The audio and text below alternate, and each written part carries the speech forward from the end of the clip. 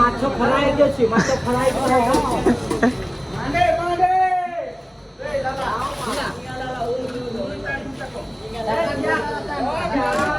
କଣ ହଉଛନ୍ତି ଏଠି ଦେଖିଲ।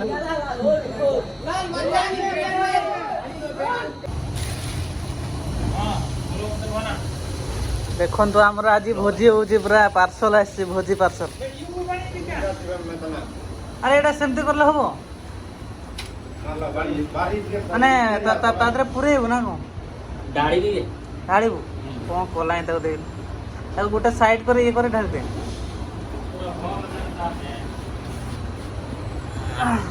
ଏଟା ମାଲିକ ଗାଡିରେ ଆସିଲା, ମାଲିକ ଗାଡିରେ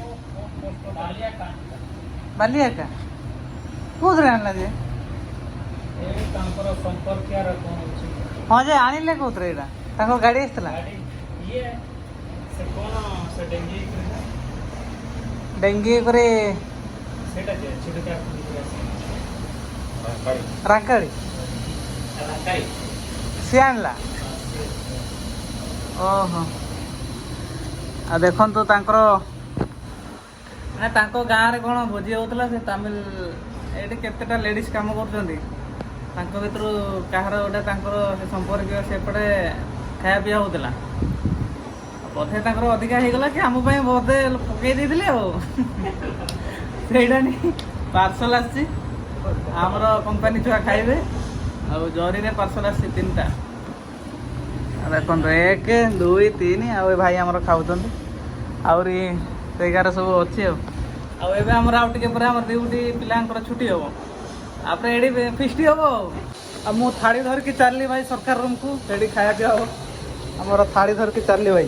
ଲୋକ କ'ଣ କେହି ନାହାନ୍ତି, କି କୁଆଡ଼େ ପଳେଇଛନ୍ତି ଭାଇ। ମୋର ଡ୍ୟୁଟି ଟାଇମ୍ ହେଇଗଲାଣି, ଭାତ ଟିକେ ଖାଇ ଦେଇକି ପଳେଇବା ଆଉ। ଭାତ କିନ୍ତୁ ଭଲ ଭାତଟା, କିନ୍ତୁ ଭଲ ଚାଉଳରେ ହେଇଛି, ମାରିଦେବା ଆଉ ଭାଇ। ଡାଲି ବି ଆଚ୍ଛା ହେ। ଭାତ କେମିତି ଲାଗୁଛି? ଆଉ ତରକାରୀ? ମୁଁ କହୁଛି ଏଇଟା କେମିତି ଲାଗୁଛି ହେଲା। ମାନେ ଏଇ ଭାତ ଠିକ୍ ଲାଗୁଛି, କିଛି ନାହିଁ। ତରକାରୀଟା ଲାଗୁଛି ଯେମିତି ମାନେ ତାମିଲନାଡୁରେ ଇଟିଲି ସାମ୍ବର ଯେମିତି ଖାଇଲେ ଯେମିତି ଲାଗେ, ସେଇ ଯେଉଁ ସାମ୍ବରଟା ଦିଅନ୍ତି, ସେ ତରକାରୀଟା ସେମିତି ଲାଗୁଛି। ଆଉ ନହେଲେ ସବୁ ଠିକ୍ଠାକ୍। ଆଉ ଆମର ଓଡ଼ିଶା ତ ଓଡ଼ିଶା ଆଉ ତାଙ୍କର ତ ତାଙ୍କର। ଆଉ ମାନେ ଆମକୁ ଓଡ଼ିଶାର ହିଁ ଭଲ ଲାଗିବ, ଆଉ ତାଙ୍କୁ ଏଇଠିକାର ଭଲ ଲାଗିବ। ଆଉ ସେଇଭଳିଆ କଥାଟା। ଆଉ ଇଏ ଭାଇଟା ଖାଉଛି, ସେ ତାକୁ ଟିକେ ମାନେ ଭାଗ ମାପ ତାକୁ ସେମ୍ ଲାଗୁନି ଆଉ। ମାନେ ଭାତକୁ ଯେଉଁ ଡାଲିଟା ହେବା କଥା, ସେଇଟା ଟିକେ ମ୍ୟାଚ୍ ଖାଇଲାନି ଆଉ, ସେ କହୁଛି ଆଉ। ଆଉ ଦେଖ ଖାଇଦେ, ସେମିତି ଖାଇଦେ।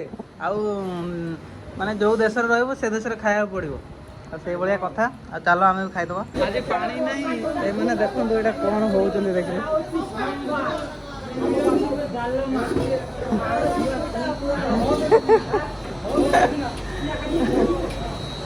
ପାଣି ଆମର ବାଲ୍ଟିରେ କଢ଼ା ହେଉଛି, ମାନେ ସେ ପାଇପ୍ରୁ ବି ତଳକୁ ପଳେଇ ଯାଇଛି ପାଣି। ଆଉ ଆମର ମାନେ କାମ ସରିଲା ପରେ ଏଇ ସବୁ କାମ ଆମ ରୁମ୍ର।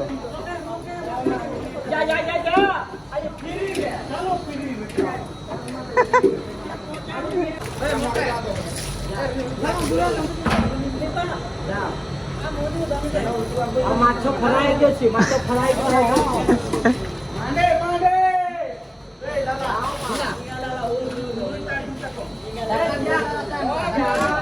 କ'ଣ ହଉଛନ୍ତି ଏଠି ଦେଖିଲ।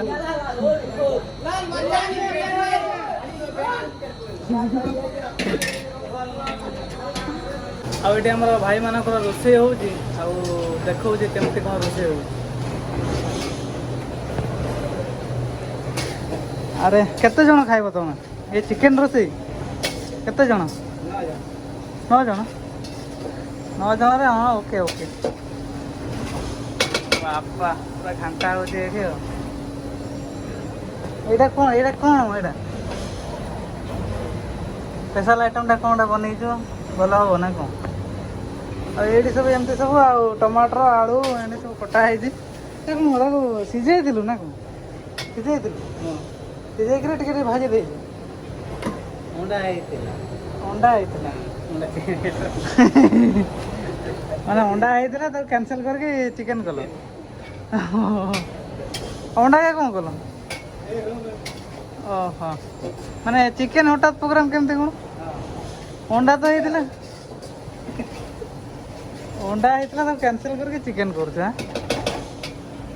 ଓହୋ ଭଲ ଆଉ ଏମିତିଆ କଥା।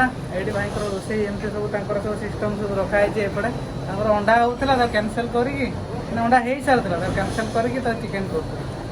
କେତେ ଟ୍ୟାଲେଣ୍ଟେଡ୍ ଲୋକ। ରାତି ସାରା କାମ କରି କରି ଏବେ ବର୍ତ୍ତମାନ ଆମର ଡ୍ୟୁଟି ସରିଲା। ଆଉ ଏବେ ଆମର ଭୋଲ୍ଟେଜ୍ ନାହିଁ, ଆଉ ଶୋଇବା। ପୁଣି ଦେଖା ହେବ ନେକ୍ସଟ ବ୍ଲଗ୍ରେ। ସମସ୍ତଙ୍କ ମୋ ତରଫରୁ ନମସ୍କାର।